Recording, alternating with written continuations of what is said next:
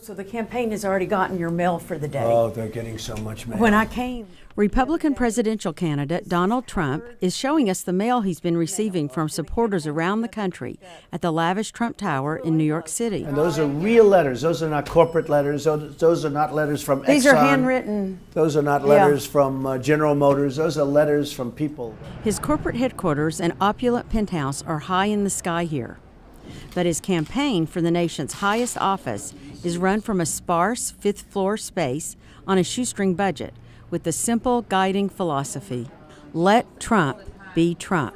And on this day, he seems to be happy with the results. You see the polls came out, right? Yes, the Quinnipiac, yes. Spending time with the candidate on the campaign trail and here at Trump Tower has given me a unique perspective on how his unconventional political style has brought him to a place in the campaign few had predicted. Do you feel like you're at an inflection point right now in your campaign? Well, we're getting such good polls, and they call it the summer of Trump. That's not me, that's everybody saying it. And it's been an amazing period of time for me and for politics and for what's going on. And I don't even know if it's me necessarily. It's a movement. People are tired of incompetence. They're tired of these incompetent politicians. And there's just been a tremendous surge, and they call it a surge. And if you look at the different polls, it came out 29%, 28%, 40%. The Gravis poll has 40% for Trump. And that's with 17 people in a race. So 40% when you have 17 people is a lot. Right. So there's a tremendous movement going on, and I think a lot has to do with the incompetence of politicians and the government doing so poorly. Well, the reason I ask if you're at an inflection point, because to put it in your pageant parlance, you know, I mean, it's kind of been, it's not a summer fling, clearly, your polls show that, but you're maybe going from the swimsuit competition to the talent competition, and you're about to introduce your tax plan. You've already done your immigration plan. So do you feel now is the time to show more substance, more meat on what you're going to be doing as a presidential candidate? Well, you know, Monica, I think I've been showing a lot of meat and a lot of substance, but people would like to see it in a plan. And the funny thing is, it's mostly people such as yourself and the writers and the journalists and maybe the pundits that would like to see like a 4-page plan or a 20-page plan or whatever it may be. I don't think the people care. I think they have confidence in me. They know what I do is right. You know, the problem with the plan is that point 1, point 2, then you have to change point 3. I'm talking in real life. Right. And it sort of doesn't work that way. You have to be flexible. You have to move. And as the boxers say, you have to go with the punches. Well, I'm going to do that because the pundits want it. But the truth is I may end up with much better than what I'm projecting because it's all a negotiation. And the people understand that, but the political people don't. In some ways, it will show where your thinking is and what direction you want to lead the country. That is true. If you become elected. So let's talk a little bit about the broad outlines of where you might go. You said you want to simplify the existing tax code, probably. What do you think you might do on corporate taxes? You've complained about corporate inversions. Right, corporate inversion's a huge problem. And, you know, honestly, there's a number of things you can do. You can go to a fair tax, you can go to a flat tax, you can go to a lot of different things. I think the quickest and the easiest is simplification of the existing tax code. But we have some ideas for, I understand the tax code probably as well as anybody that's ever done this because I've lived with it for many years. It's extremely complex. You spend millions of dollars on accountants and lawyers and all of this. You have deductions on top of deductions, and then you have givebacks, and then you have takeaways, and I mean, it's ridiculous what's going on. So simplification is the fastest way and could be the best way.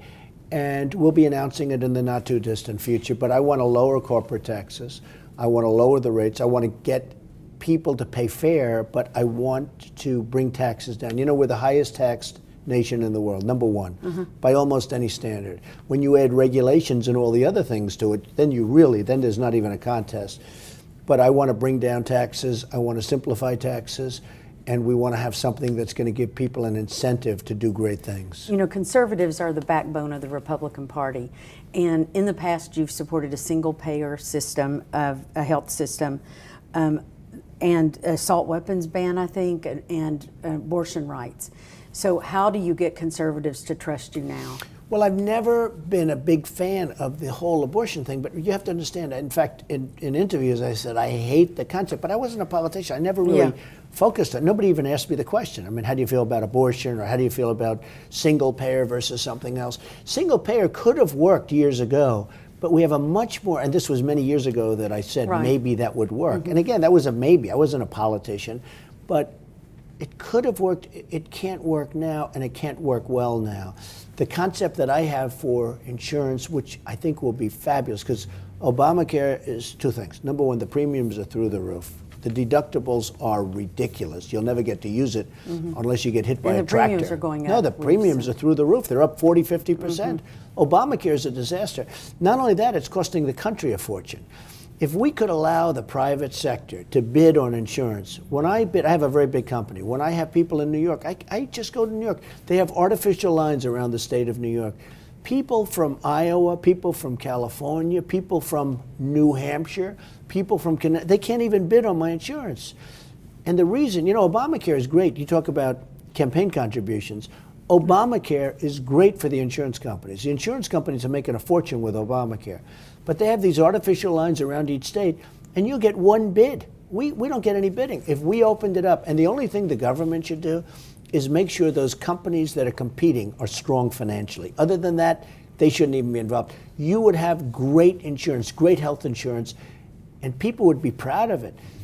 You don't drink, you don't smoke. I presume you didn't take drugs, and you did that with your children. That seems a very conservative lifestyle.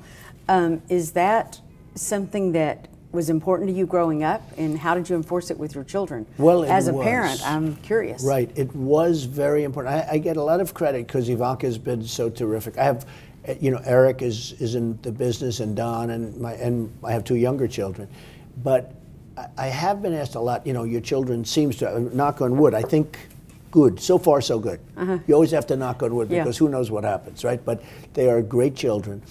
I was always very strong, no drugs, no alcohol, no cigarettes. And I say cigarettes because it's a good thing to say. I'd add it. But no drugs, no alcohol, no cigarettes. And I have so many friends of mine that are really smart guys, people that you report on. They come and they say, what do you think, what do you think? But their kids are into alcohol or they're into drugs. I mean, drugs are now the main thing, but they're into drugs and they won't be able to compete. What's one thing that you would like people to know about you that they don't, especially those who are dismissive of your campaign?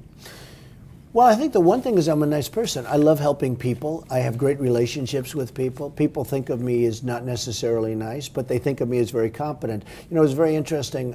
A woman heard a speech, and I got a very high poll number, but on leadership, I was by far the highest, by many times. On finance and economics and the economy, I was number one by many, many times. I was killing everybody. But what about niceness? Except on niceness, I was like last. And I said to the people, it was crazy, a CNN poll.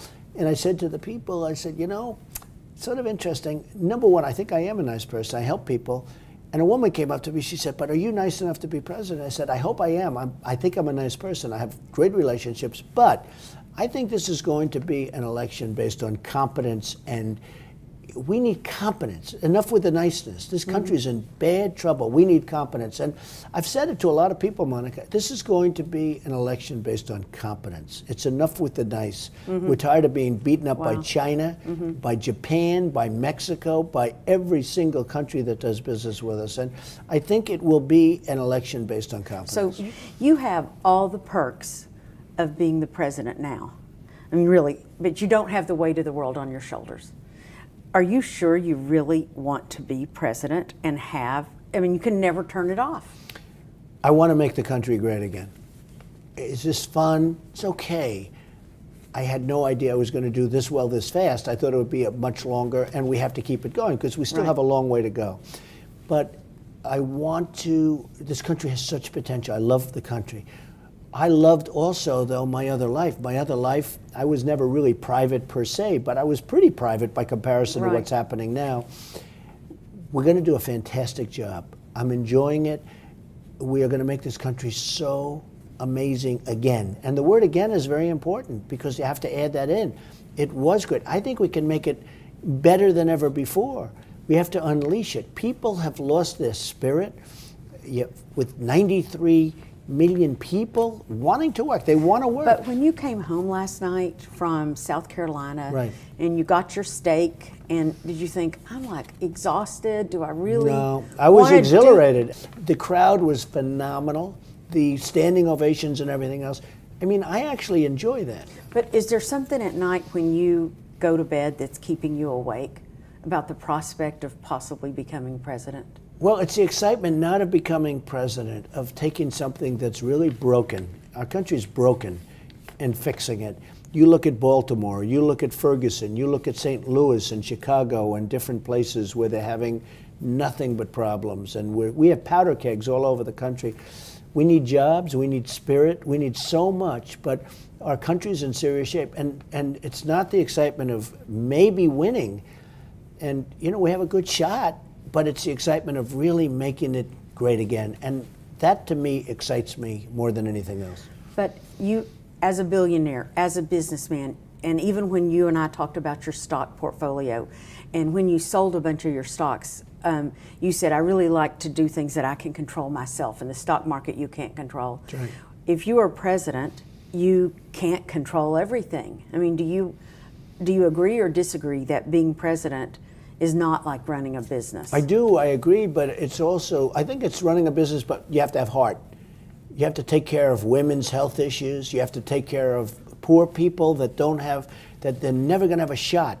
And you have to take care of African American youth who have never been in a worse position than they are right now. The unemployment rate is like 55%. They can't get jobs. I think that we actually do have a lot of control. I'm not saying you control everything, you don't. But certainly I have a lot more control that way than sitting in, you know, a beautiful Trump Tower on Fifth Avenue and running my company. I think I can make a big difference. If I didn't think I could make a difference, I wouldn't be doing this.